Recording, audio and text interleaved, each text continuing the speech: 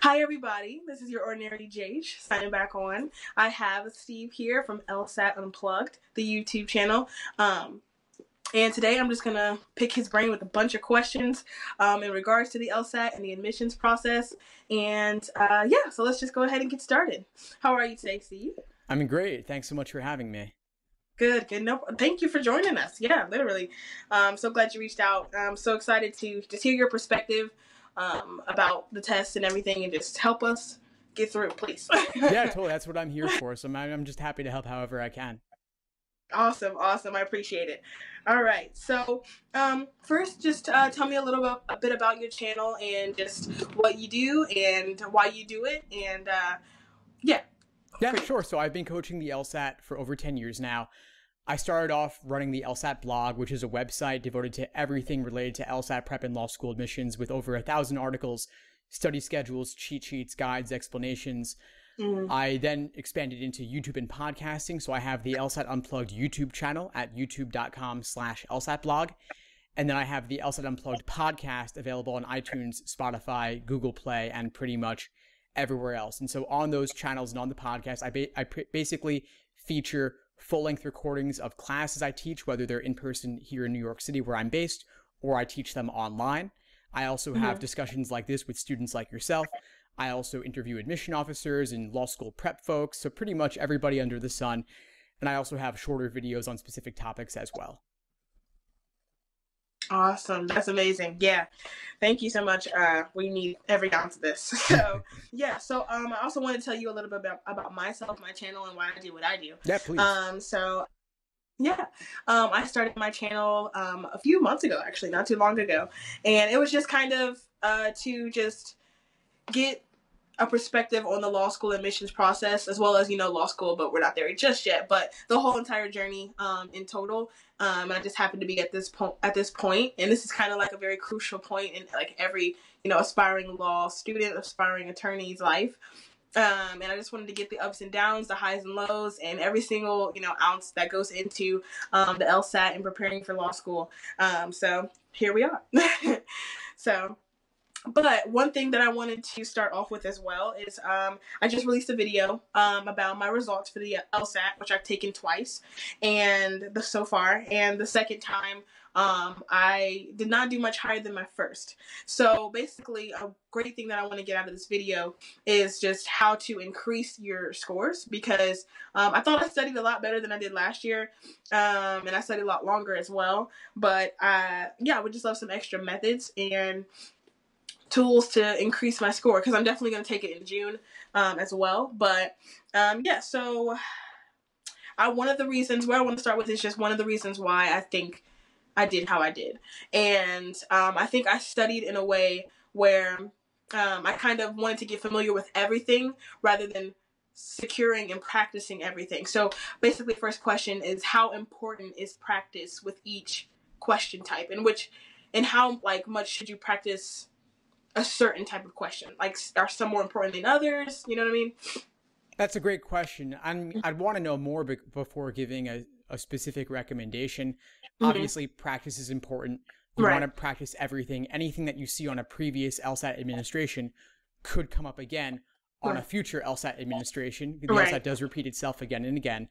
And so what I'd want to know more about is, what are your weak areas? Because those are, of course, what you're going to want to practice more. And then I'd also want to talk about the review process too. But why don't you tell me a little bit about what your specific weak areas are? Sure, yeah.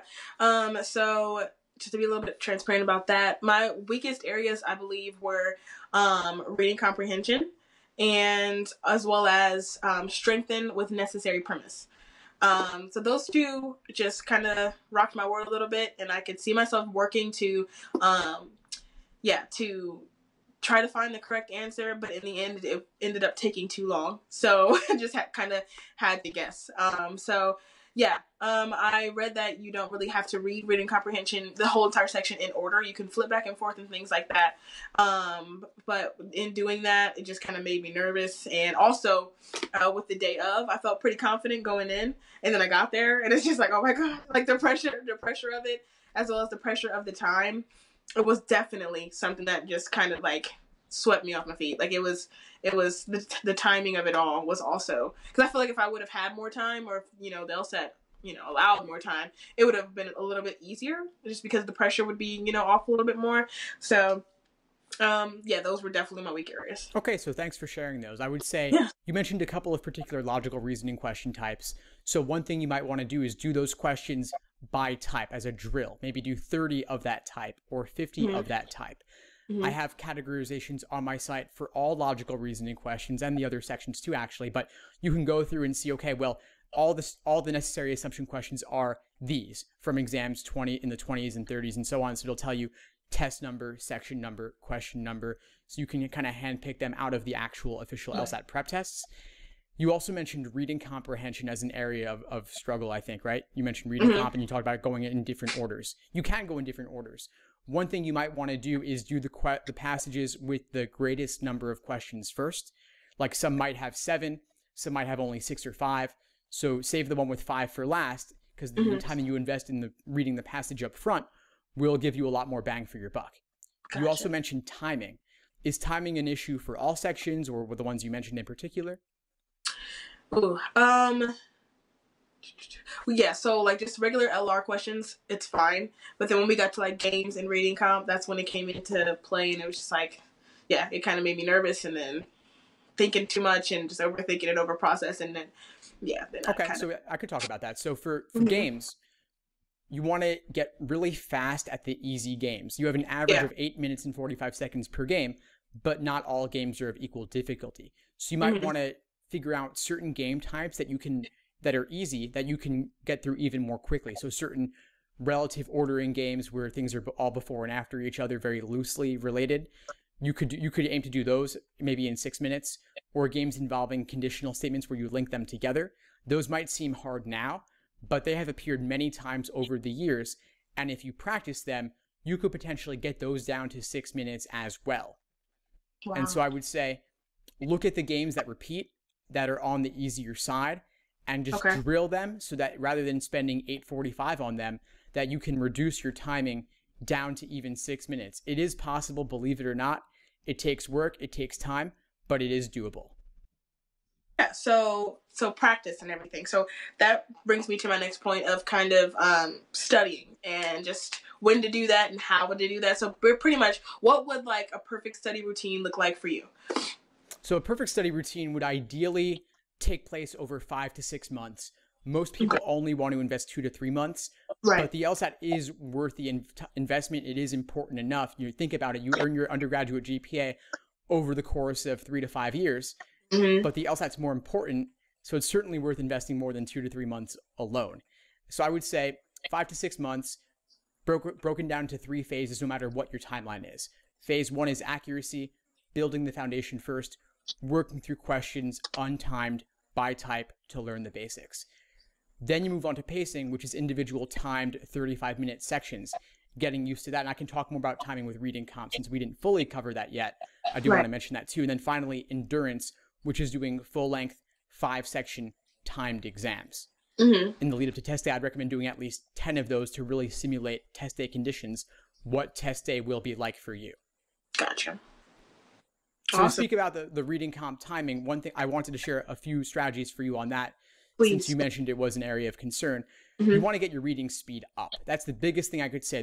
You can do things in all the different orders that you want to, but ultimately you have the 35 minutes. You want to get to as many questions as possible and get them right. So there are a couple of tools I want to mention for you. One of them is a site called phrasereader.com. You can basically copy paste text into a little field, and it'll display it for you at different speeds. So maybe right now you're good at reading like 200 words per minute or 300 words per minute. But for the LSAT, if you could get it up to 400 words per minute and double the time the speed at which you can read, you could take, rather than taking 4 minutes to read the passage, you could take 2 minutes to read the passage, and then take those 2 minutes and apply them to the questions. So drilling yourself to get your reading speed up, getting it faster. Of course, we're not used to reading this sort of dense text. We're used to reading maybe listicles online, or just magazines and things like that. That's normal. people don't read as much as they used to anymore with the web and everything, but Yeah. it's really important. And these passages are written to be complex and confusing. And so if you can just drill and train yourself to read faster, that'll make a big difference for you. Gotcha. Yeah. And I've tried that. I've tried to use The Economist. Nice. Yeah. Those bought the magazines, and I'm like, man, oh my goodness. That's great. You could also take The Economist and you could take that and copy paste it into this site also and drill yourself with that. It's one thing to just kind of read it passively, but to have it displayed at you like you're on a reading treadmill to force you to keep up is really valuable. Gotcha. Then to change gears with another reading comp timing thing I would say is the students who do the best on reading comp, they mark very little or not at all. It takes time to write down notes. It takes time to read things. And so highlighting, underlining, circling, I think all of it's just pretty much a big waste of time, honestly. If you want to jot down a couple of quick little summaries for each paragraph, that's great, but I wouldn't do more than that. Gotcha. Okay. Gotcha. And why is that? Well, it takes time. You know, you have 8:45 on average per passage. And so if you spend more than 3 minutes on your initial read of the passage plus note-taking, that leaves you only 5:45 to do approximately 7 questions. So you're already less than a minute per question. I mean, the question is, how much lower do you want to go? Do you want to have 20 seconds, 25 seconds? Like it becomes just unreasonable. And so if you can at least have close to a minute per question, that puts you in a much better position. And note-taking, it takes time. And then I know you're taking June, which is actually the last full-on paper pencil LSAT. As you may know, starting this summer, it's going to transition towards digital. And then that won't drawing freehand and taking notes on the page won't even be an option anymore. Yeah. Ooh, that's wild. Okay, gotcha. Yeah, that makes a lot of sense. That's the first time I've heard that too, is that you should not write like in the margins and things like that. But it makes so much sense, you know? I'm like, I'm over here writing this note. I'm taking like 30 seconds to write this note and trying to summarize what I just read. Like, it's taking a lot of time. It does take time. And I mean, everybody's different. Reading comp is more personal than any other section. So if you wanted to jot a little something in the margin, maybe you could try things out, see what works for you. But in my experience, the students who do the best, they're marking very minimally or not even at all. Okay. That makes sense. Okay. Yeah, and so I know reading comp is said to be one of the most, difficult subjects. But which subjects do you think are the most difficult? I think reading comp is the most difficult to improve on significantly. And that's because you've been reading for your entire life. Habits are ingrained. If you didn't read a lot in your previous 20 or 30 something years, however old the student is, then you can't suddenly change that overnight. On the other hand, games are totally unfamiliar at first to everybody. And so anything you learn about games is going to give you an instant boost. So I think games is the hardest at first for people because it's so unfamiliar, but it is the most learnable. Yeah. See, then what was wild about my test was like, games are my favorite thing. Like, I love games. They're like, it's just, I don't know, I guess because it's like pure, you know what I mean? Like, it's not anything to be assumed. It's like they give you what they give you and you make of it what, you make of it. And so, but then when I got into like the testing center, I don't know. It just kind of, I guess, froze up. I don't know. It was just a wild time, but we're going to practice so that doesn't happen again. Definitely. And the other thing I just want to comment on that, on the test day freezing up, having issues on test day, that is a big thing. And there's two parts to that. One is properly simulating test day conditions. So 5 sections, not for strictly timing yourself, taking tests in distracting environments. Then the other is dealing with the nerves and anxiety. And that's where things like mindfulness, meditation, breathing exercises can come in. And it really does make an enormous difference. Gotcha. Okay. Yeah, for sure. All right. Yeah, so that's definitely one of my points as well. Just like how to get yourself together on the day of. So I'm just gonna keep that right there for sure. And I just have this question because I've heard recently that people have taken like multiple attempts to get the grade they want. What's the largest amount of attempts that you've heard of someone taking the LSAT? That's a great question. I have heard from admission officers of people applying having taken it 10 times or more. Oh my god. Yeah, I was talking with a dean of admissions at UCLA yesterday, and he was telling me about that. And then, of course, like that's far too much. That starts to look a little bit shaky. Like maybe you don't know about how to decide whether you're ready to take it or not. But so that you definitely don't want that. I think that as the LSAT is being administered more frequently, and because it used to be only 4 times a year. Now it's going to be 9 or 10 times a year going forward. And wow. that means many more opportunities to take it. So people will take it more. Plus, law schools do not average multiple LSAT scores.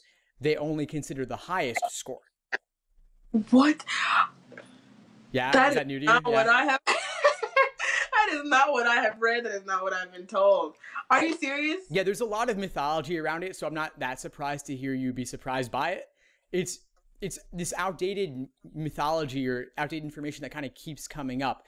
It used to be that law schools did average. That was before 2006, when the American Bar Association required law schools to report the average LSAT score of their matriculating students. But that changed in 2006, which is, of course, over 10 years ago now by a long shot. Now, in 2006 going forward, they said they will only require law schools to submit the highest LSAT score of their students. And so that's what they care about for the rankings. And so now law schools only take the highest. So if you got a 150, then a 170, it's like you got a 170.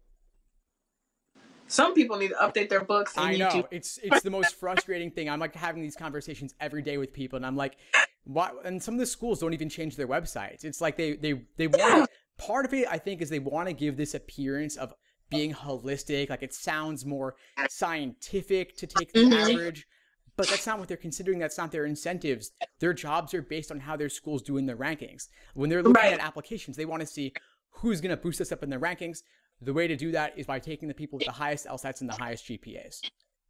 Okay, yes, and that also brings me to my next question. Perfect. So speaking of that, I've heard that the median for like the LSAT score is kind of, I guess, dropping.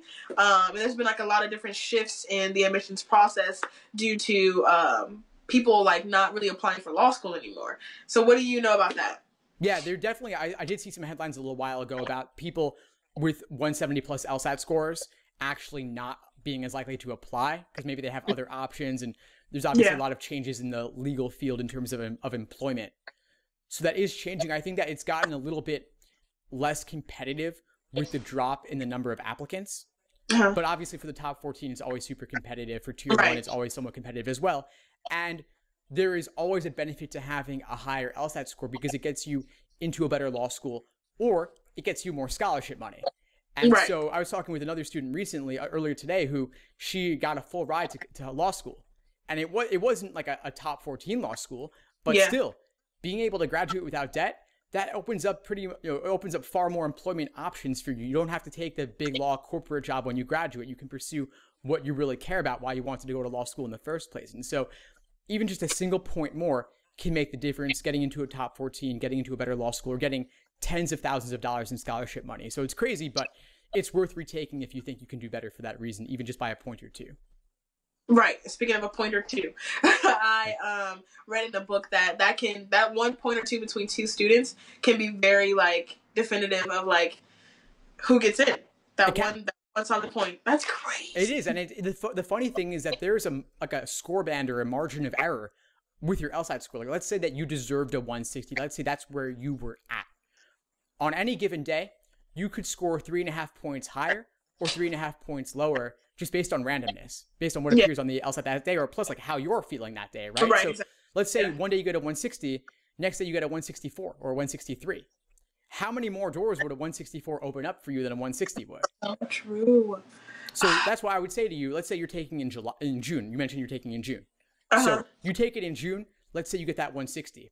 You might want to consider taking in July as well, because there's only about 5 weeks between those two test dates. So all you've got to do is stay fresh on the LSAT, maybe take another timed exam a week for the following 5 weeks in between.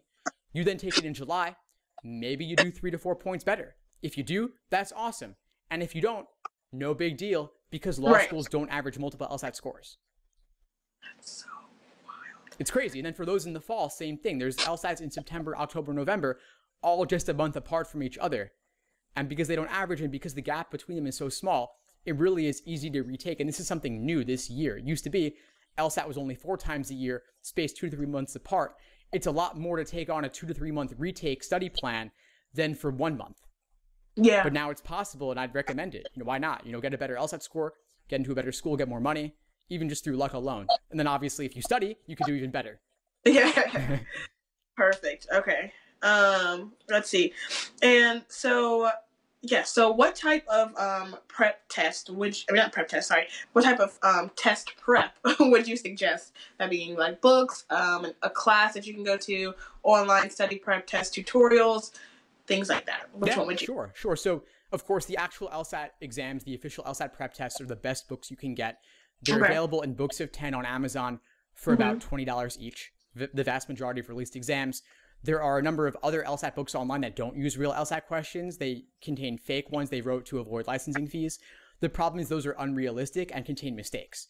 So you want to avoid those. Like if they contain typos or unrealistic, you're really wasting your time and you're beating your head against the wall. No need for that. So stick with the actual LSAT exams. On top of that, on my site, the LSAT blog, I have guides, checklists, cheat sheets, explanations, full on-demand video courses for every section. I also have a live online LSAT class, and I also have a live in-person class here in New York City I'm teaching. And so there are many options for additional prep. If you're looking for free stuff, my YouTube channel, LSAT Unplugged, has a ton of classes on there. They're just full-on class recordings of like an hour or more. I'm just giving them away, putting them out there for free. And I don't think there's anybody else doing anything out there like that. So that's a great option for folks looking for free prep. I know LSAC is also partnered with the Khan Academy. And so that's another resource for folks that has the benefit of having a ton of practice problems in there. They don't have that many though, so it kind of repeats the same ones again and again. I've heard they're starting to adapt it to the digital LSAT format. So that could be really useful for folks taking the LSAT, this summer, this fall and beyond for additional practice. That's awesome. Yeah. Definitely everybody watching my channel, definitely going to put his links below so that we can all together, because I'm going to, look through all of his, resources and get these scores up, people, for sure. I suppose one other thing I should mention is that on the LSAT Unplugged podcast, I'm actually putting all the recordings of these classes on there as well. So if like you're on your commute or you're cooking or whatever, you're sitting in the waiting room somewhere, you can just listen to an hour-long LSAT class totally for free on your phone. So that's something I'm trying to put out there for folks as well. Because, we have only so much time in the day. And so being on the go to be able to learn LSAT at the same time and not have to not to choose between two things, but you could instead do both. That's something I'm trying to make it just easier for folks to study. Right. More accessible. Yeah, that is awesome. Perfect. And I've been looking for more podcasts to listen to anyway. So that's awesome. And I know a lot of people that I've talked to, this would be very beneficial for, because like they either have children or they have full-time jobs. I have a full-time job. So just being able to squeeze it in, to just get more time on it would be perfect. And speaking of me having a full-time job, I forgot to mention, so just day-to-day study routines, what does that look like for you, or what would you suggest? And then also for people who have odd shifts, I work 10:30 to 9 p.m. every day. Well, 3 days out of the week or 4 days out of the week. So how would you? That's a great question. So if you're working that long a shift, what's that, 10.5 hours, right? That's a long time. Yeah. So it's a long. I don't think it's that reasonable for you to fit in that much LSAT studying that day. If it's just too much, you might burn out. Anything you do after work, after 9 p.m., after a long day like that is not going to be your best quality studying. And then if you try to wake up early to study in the morning, you're not going to have any time for all your life stuff. So I wouldn't even necessarily try to study that day unless you have a break at work or something like that, or you can listen to the podcast in the car. So as an alternative, on the days you're not studying, that's when you want to fit it in. So it sounds like you have huge chunks of time, like full days with nothing else where you could study, and then other days where you have no time at all. So the days, so you guys just you kind of have to meet yourself where you're at. So on a day that's totally busy, don't even try. On the day that's open, make it then, make hay while the sun shines, right? Something like that. So you have that day, you wake up, maybe you wake up at, 8 o'clock. You have an hour or so to, shower, eat breakfast, maybe exercise. Then 9:30, you study for about 3 hours, let's say 9 to 12, study for 3 hours straight with maybe a break or two in the middle, of course. Then 12 p.m., break for lunch for 1 hour, come back 1 to 4 p.m., study another 3 hours. That's it. That's all you need. 5-6 hours is the max you could do of LSAT in a day.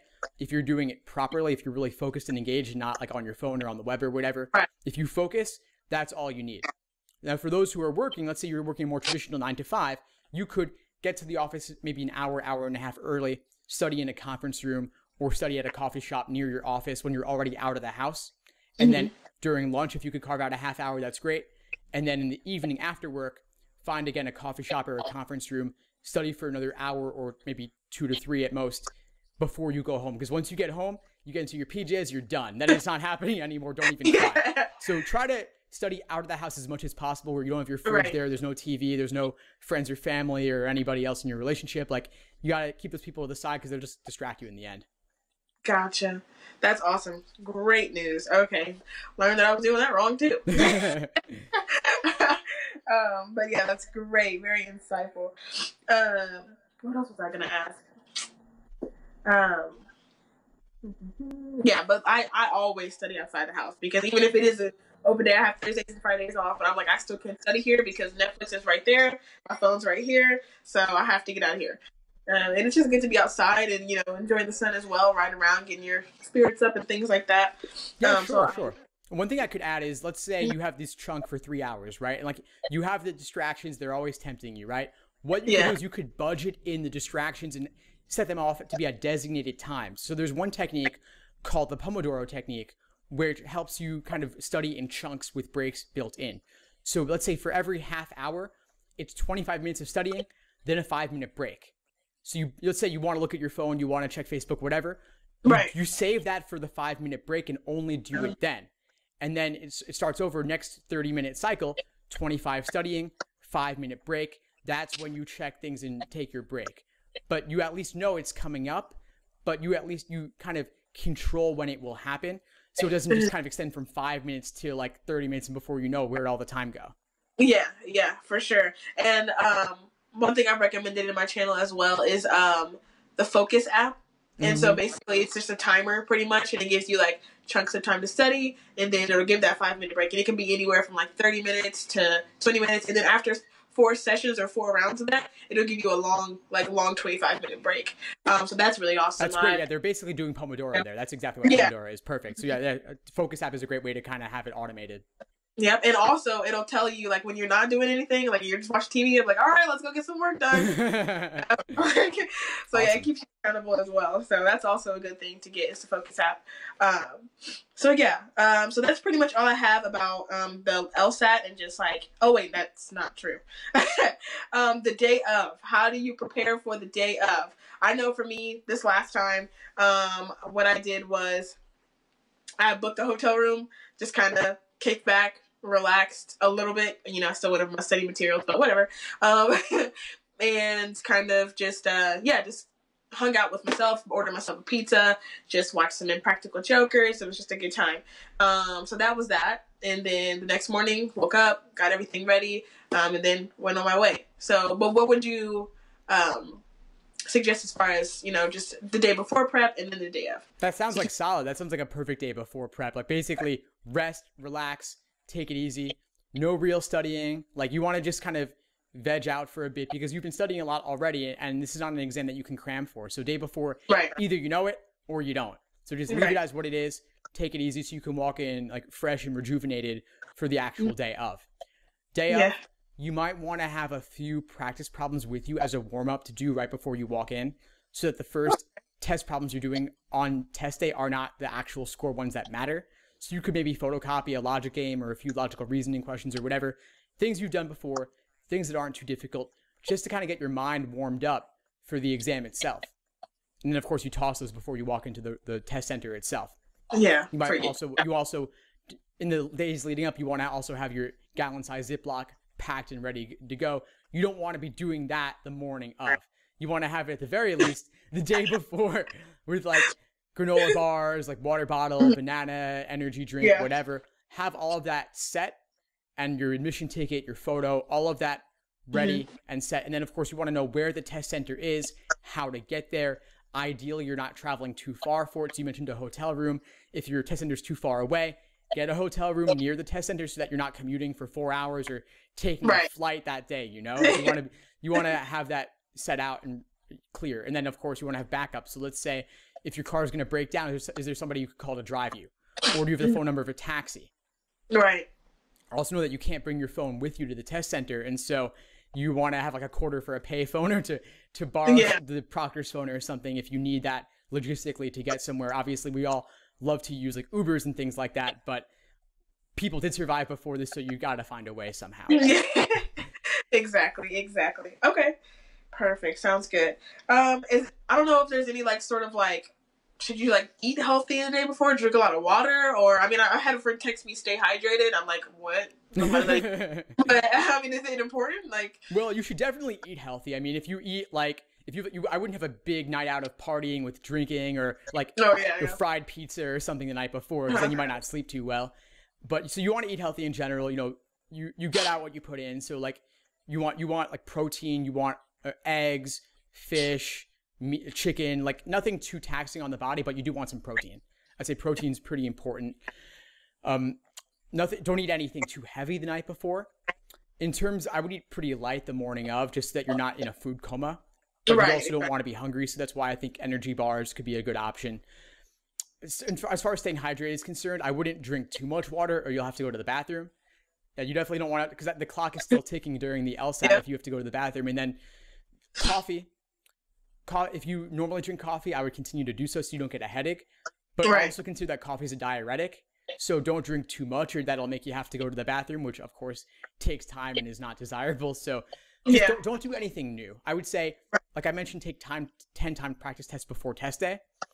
During those 10 timed exams, try to simulate test day as closely as possible. And so whatever you would eat, whatever you would drink, if you normally have coffee, do that in the practice test and do that on day of. Always kind of maintain a steady rhythm and routine, so that test day, if that's exam number 11, it'll be just like another one in a long series, and it's not like the first time of something new and scary. Gotcha. Okay. Gotcha. That makes sense. All right. Another thing I could mention about test centers is, if you can, try to go to your test center and try to, if you can, take a practice test at your test center. Obviously, it's not always possible based on the security of the environment wherever they're doing it. But if you can at least go into the room and get a look at what it looks like, I think that'll help a lot to reduce the anxiety as well. Yeah, for sure. I went to the campus of where my test was taken or whatever, but I don't think they allowed us to go in the room. But whatever. It's not always possible. But even if you could take it in some kind of similar room, so if it's in a classroom at a high school or a college, if you can find a different high school or a different college and you can take a test on the desk there versus your comfortable, spacious desk at home, it'll be a big difference. Yeah, I did go to their library, and I like got one of their little cubicles and took some practice tests there. So that was cool.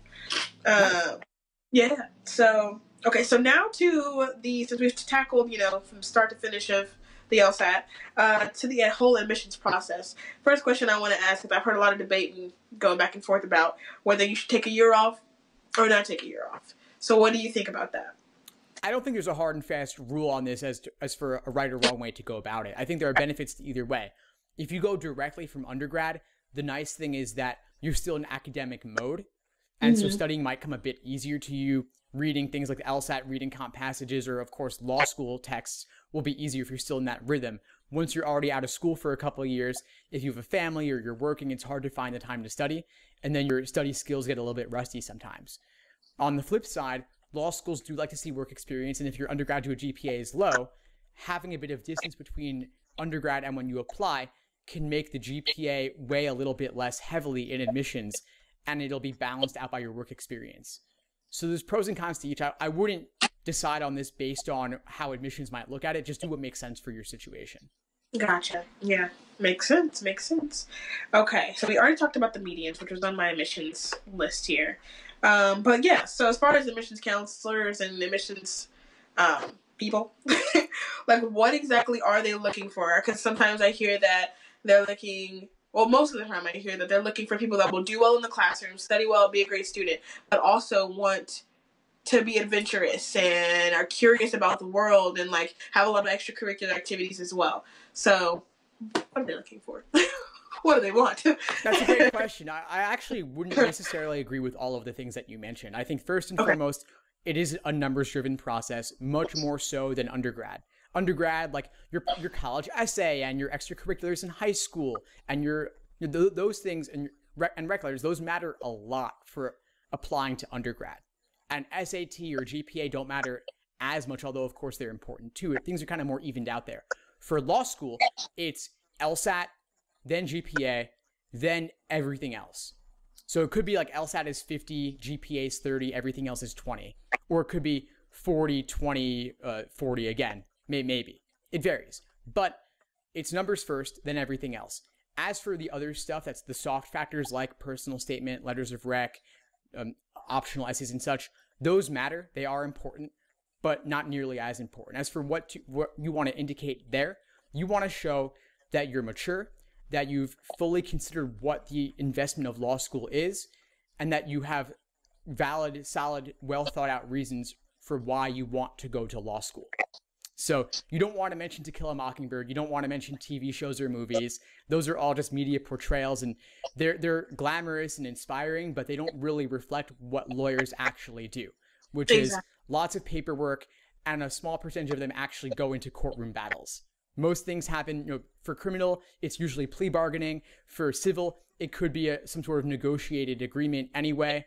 So most things don't go to trial. So trial is not really what people will actually do most of the time, even though it's what you see in the media. And so showing that you have real world exposure to the law is enormously useful. So if you're a paralegal, that helps. If you've had some interaction with the law in some other way, like you were involved in a lawsuit, you could talk about that. You want to be careful about how personal you get. You don't want to have a sob story or anything like that. Right. But there are correct, or at least good ways to go about this. And if you don't have any real world exposure to the law, that's okay too. But you want to at least show that you've investigated a little bit. Maybe you've talked to some lawyers would be a good thing to do. Gotcha. Okay. Sounds good. Yeah. Well, excuse me. I interned at a municipal court once, a common pleas court under a magistrate. I mean, is that the type of thing they're looking for, internships and just like, even if it's small experience, just filing papers and observing, does that still count as like, Yeah, I think that's great to show. They'll certainly be happy to see that, and I would include that somewhere. You can include it for your personal statement, or you could simply include it on your resume. Okay, gotcha. All right, perfect. Okay, and so as far as your essay, in this personal statement, what are some do's and don'ts and like some must-haves? So do's is definitely proofread. I was talking to the UCLA law admission dean yesterday, and he was saying that the biggest mistake he sees is people not proofreading enough. So there's a classic mistake of mentioning one law school and another school's personal statement. Big no. You want to show that you're careful and diligent. Lawyers should be diligent and double and triple check things. And for something as important as a personal statement, you should look it over like 10 times and have other people read it too. So no careless errors. Triple check everything. Grammar, punctuation are important. Misspellings and typos, you definitely want to avoid those. You don't want it to be a laundry list of everything you've ever done. Instead, say that for the resume. So for the personal statement, you want to pick one or two big things and highlight them. And if it's more than one thing, see how they try to tie them together somehow so there's a clear, coherent narrative structure to it. So if you were talking about your internship, was your internship recent? Yep, last year. Nice. So that could make for a great personal statement topic. So you could start with an anecdote about what you did at the internship, and then zoom out from there for like lessons learned, general principles you got out of that, and then how that shapes your desire to go to law school if it does. Gotcha. Sounds great. All right. And then, so you mentioned that one don't was just like, don't have like errors in there, or one do was proofreading. Yeah, proofreading. So what's one thing that you like that people would not want to see? Like, just don't put this in your personal statement at all. They don't want to see it written like it's a contract. Like, don't try to mimic legalese. Like, you haven't gone to law school yet. You're not fooling anybody. Don't try to copy paste some template of a contract online, anything, or like a law. Nothing like that. Like, people try to get really creative and clever with it, but don't stick to like a normal, somewhat of a normal structure. Okay, gotcha. Sounds great. Okay. I also heard that like some people try to like put in there like a sob, like you said, a sob story and things like that, or just like tell too much about their life. But you said not to make it too personal. Can you elaborate a little bit? Yes, you want it to be personal is okay, but sob story is not okay. So you want to have, and you also don't want to be negative the entire time, right? People do like positive things. You want to end on a positive note in some way. So if you experienced a hardship, you could talk about the hardship you experienced, what you got out of it, how you grew from the experience, and how that might inform your decision to go to law school. Gotcha. Okay. Sounds great. All right. And okay, now as far as letters of recommendation, so basically, who should we choose and why to be our recommender? I would say choose a professor and an employer. Okay. So if you're going to have only two, one professor, and then if you're out of school, then one employer as well, or even if not out of school, maybe an internship or an extracurricular could be good. And if you're going to have three, then you could have two professors, one employer, or two employers, one professor. That could be fine. I think 2 or 3 is typically pretty standard. And of course, request those early and request them from people who actually know you. Right. Gotcha. They have seen your work and stuff like that. Exactly. So not like your cousin's friend is a judge. Like that's not going to fly. It's got to be someone who's really had real world exposure to you, and ideally they've supervised you in some way. So if they're a professor, they graded your papers or exams. If they're an employer, they evaluated your work. Not somebody who you've met once at a cocktail party, or even met with like for a half hour at a coffee shop. That's not enough. Gotcha. Okay. Perfect. So I'm almost wrapping up here. I got a couple more questions left. And then let's see. So when you've, done all that you can and you got all your stuff in, how do you maintain how do you stay calm while you're waiting, for the results of the whole shebang? Yeah, sure. So while you're waiting, I'll answer this in a way you may not have expected at first. While you're waiting for your LSAT scores, you have about 3 weeks. During those 3 weeks, you might stress about your LSAT scores. During that time, you can focus on your application. You can work on the rec letters, the personal statement and such while you're waiting for the score to come back, because you got some time. That could keep you busy. But once you submit your applications and you're waiting to hear back from law schools, that could take months. That could take 5 months, 6 months, or longer. Law schools waitlist people more than ever before because they want to see who else is going to come along. And so during that time, I know it's hard. Just try not to think about it. Get busy with something else. If you're probably working or in school, so just devote yourself fully to that, honestly. Okay, gotcha. So how late, close to the start date of, next year, how late can they make you wait? Up until the day that they start classes, or how long can they get? Could make you wait until even as soon as a few weeks before it starts. That does happen. People get offers in July, even potentially later than that. It's crazy that happens, because you could totally change where you're going to live you could move across the country last minute for law school, right? That could totally change the trajectory of your life. So it is crazy that they can make you wait that long. More typically, folks will hear back in the spring or March, April, May, typically April or May. That's typically when you'll have heard, but you might still have 1 or 2 schools. I heard from a student recently who's still hearing back from places, and he's still waitlisted at Harvard, still waiting to hear back. And it's already, we're now in April. So it could take longer. So look at the offers you do have from schools. And then, of course, you could start the negotiation process for scholarships at the same time. Once you've heard back from a couple, you could then go to others. Gotcha. All right. Sounds good. And then, let's see, after you got your acceptance and everything like that, this is my last question, actually, I do believe. Yes. So what do you suggest people do with that free time? Once you've gotten your letters and you let's say where you're going. Yep. Mm-hmm. Yeah. So there's a couple of opinions on this, and it's kind of based on what you need. You could take that time to relax. This will be your last free summer probably forever in life. So make the most of it. Travel, spend time with family, whatever is important to you, do that. Mm-hmm. There are some people who are gunners, type A's, who want to get the jump on law school. And so there are plenty of different law school prep courses out there. There are also some great books. The one great book I could recommend is Getting to Maybe. It's by 2 law professors. It's highly recommended. Go on Amazon, you'll see all the reviews. That's kind of a classic book for law school prep, law school exam prep. So I definitely recommend checking that out.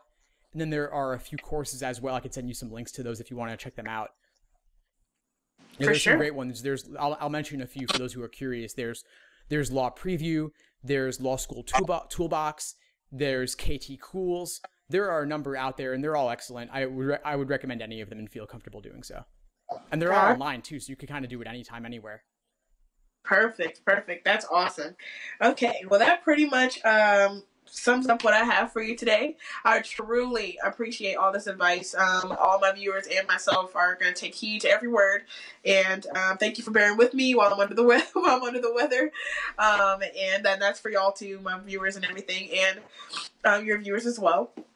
But yeah, just thanks so much, and I'll be sure to post your link and everything like that in my bio. and the description, so that, you know, we can just get the help we need. And you're appreciated. We appreciate you. Thanks for all you do. Oh, it's been my pleasure, definitely. And please feel free to reach out as you prep for the LSAT if you have any further follow-up questions. I'm happy to help however I can.